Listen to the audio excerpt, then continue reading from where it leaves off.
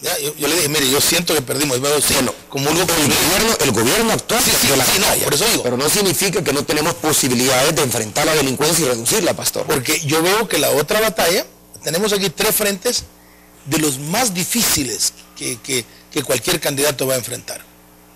La batalla delincuencial, en el aspecto de delincuencia pandillera, el problema de las extorsiones y el problema del narcotráfico, que en un momento, en el poder tremendo del narcotráfico, el poder grandísimo, van a amalgamar las otras. Sí, pero yo no me daría por derrotado, pastor. Cuando yo asumo la candidatura a la presidencia de la República, sé en lo que me estoy metiendo. Y estoy consciente del país que tenemos y de las grandes carencias y deficiencias que enfrenta la sociedad salvadoreña. Una de ellas es que el gobierno del presidente Saca y los gobiernos de Arena a lo largo de 20 años han perdido la guerra contra la delincuencia y contra el crimen organizado. Pero porque no se han hecho bien las cosas. De acuerdo, pero hasta ahí estamos haciendo bien las cosas, se puede darle vuelta a ¿de dónde popularmente se dice? Armamento? Porque mire, si corrupto, si tenemos esto, tenemos lo otro, ¿de dónde tomaríamos? Veamos el caso México para no entrar en problemas aquí que puedan traer esta repercusión de persecución, ¿verdad? Entonces, veamos el caso México. Es tremendo ese escenario, pues. Pero mire, no ha habido un adecuado diagnóstico del problema de la delincuencia. Usted lo dijo bien al inicio del programa, cuando dijo, usted como candidato tiene 20 años de conocer el país y para proponer soluciones hay que conocer el país. Si no se conoce el problema, la solución no va a ser la más adecuada. Yo tengo la firme convicción que a lo largo de 20 años no se ha hecho un adecuado diagnóstico del problema de la delincuencia. Por alguna razón será, pastor. No se ha querido identificar las fibras más sensibles de la delincuencia. Por ejemplo, ¿qué le está haciendo falta a la policía? Equipo y capacitación. Usted sabe que del 100% de crímenes denunciados ante la policía, solo un 3% acaba en una sentencia firme. ¿Y vamos a culpar de eso a los jueces? No. Por supuesto que entre el staff de jueces, entre la planta de jueces, hay algunos que hacen bien su trabajo y otros que no lo hacen. Y habrá que hacer una depuración del órgano judicial. Pero también a nivel de la policía y del Ministerio Público hay muchas deficiencias. Deficiencias no solo en la represión del delito, hay que dotarles de mejores armas, de mejores equipos. Hace año y medio, cuando yo todavía era periodista, 2 años, cuando todavía era periodista en ejercicio, yo entrevisté al ingeniero Ávila por el tema del estado en el que se encontraban los puestos policiales. Y él me reclamó de que yo me había ido a buscar el puesto policial en las peores condiciones. Yo le dije, no, director, perdóneme, lo que pasa es que no encontré un puesto policial que se pudiera exhibir como modelo. Sí. Y bajo su dirección, usted no podría vivir tranquilo ni seguir siendo director si tiene puestos policiales en un estado deplorable. Me fui a Santiago, Texacuangos, y el puesto policial, ¿cómo era? Fíjense que no habían vehículos, solo bicicletas, porque el único vehículo que tenía estaba arruinado. Y el otro no le ponían gasolina. No tenían máquinas de escribir para recoger los partes. Los baños en un estado deplorable. Los agentes dormían en el suelo, tiraban una colchoneta o un petate y ahí dormían. Trabajaban de sol a sol. ¿Cómo un policía va a rendir de esa manera? Con viáticos, $3 para todo el día, para comprar su desayuno, almuerzo y cena. Sin nuevos uniformes, mientras los delincuentes andan en vehículos todoterreno armados con fusiles automáticos, los policías andan con pistola siguiéndolos en bicicleta. Primer cambio que usted tiene que hacer, reforzar el presupuesto de la policía, dotarles de mejor armamento. Primer cambio. Segundo cambio que usted tiene que hacer, fortalecer la capacidad de investigación del delito. Hay que preparar a los policías en la ciencia policial, que sepan qué investigar, cómo seguir una pista.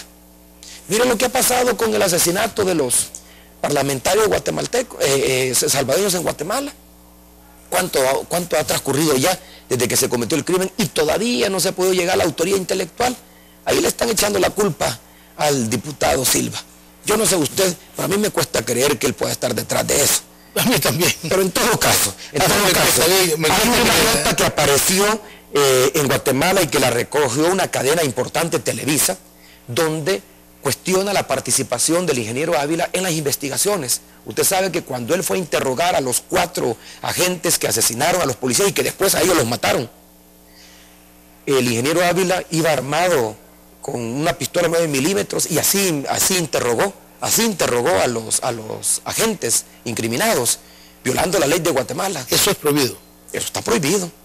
Eso está prohibido y eso Cuando no se usted está... interroga a alguien, tiene que estar sin armas. Bueno, tome en cuenta de que él no tenía jurisdicción para interrogar porque era el director de la policía de El Salvador interrogando en jurisdicción de Guatemala. Se tiene que pedir permiso. Y según publica la noticia, violando las leyes de Guatemala. Dice, me imagino que entonces no se puede entrar con armas. Pero no solo eso.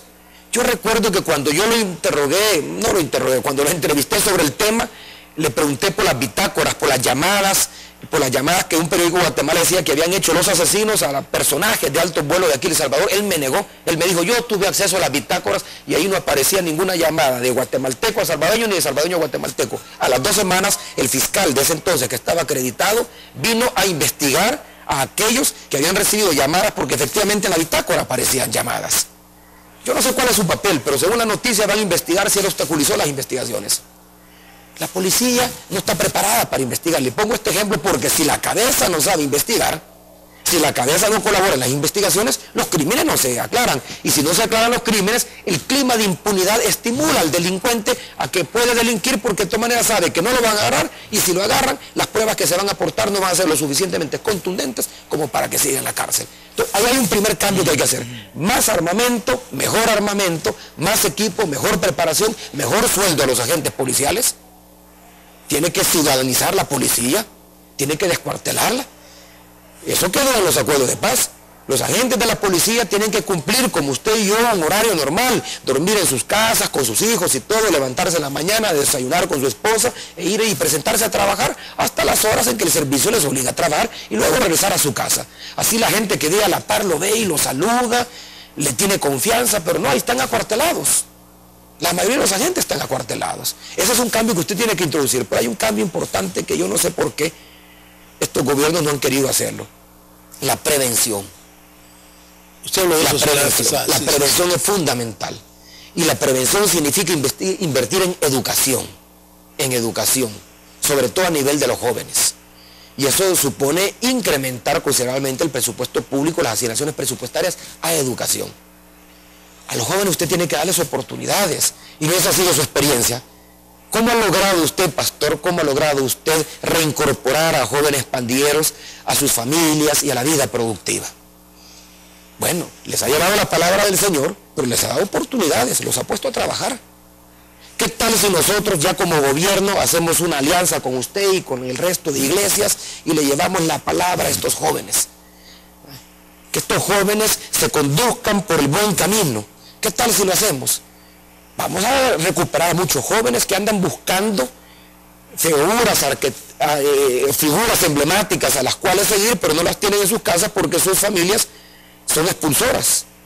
¿Qué tal si entonces trabajamos de la mano y además de eso les damos oportunidades de empleo? Y les buscamos un empleo a los jóvenes. Y hablamos con las empresas y les descontamos el pago de sus impuestos por cada cantidad de jóvenes que contraten, por ejemplo. Y les damos estímulo a las empresas, no para que despidan a nosotros los mayores, ¿verdad? Y todos los de 40 años van para afuera porque van a entrar los jóvenes, para que abran nuevas plazas. El gobierno mismo. Mire, por ejemplo, nosotros en la fábrica de empleo hemos propuesto utilizar el presupuesto, 800 millones de dólares más o menos destinados a la inversión pública para abrir empleos. Con solo que hagamos un asocio con las alcaldías y que cada alcalde lleve a cabo 10 proyectos municipales en un año donde contrate de 10 a 12 personas. Me lo decía el ingeniero Slim, usted lo ha de conocer, el hombre más rico del mundo. ¿El mundo? Por lo menos de México. Sí. Me decía, mire Mauricio, si el problema no es que el país crezca o no crezca, el problema es que se genere empleo. Y se puede generar empleo, por ejemplo, a nivel de inversión pública. No hay necesidad de que usted construya un megacentro comercial o una autopista de 8 carriles o que construya un bypass. Con solo que contrate a la gente para que le dé mantenimiento y vayan a pintar las escuelas, vayan a pintar los hospitales, vayan a mejorar la infraestructura hospitalaria de las unidades de salud y usted como gobierno los contrata, le está dando empleo. Podemos contratar a los jóvenes en eso. Sí. Hay que rescatar las cuencas hidrográficas.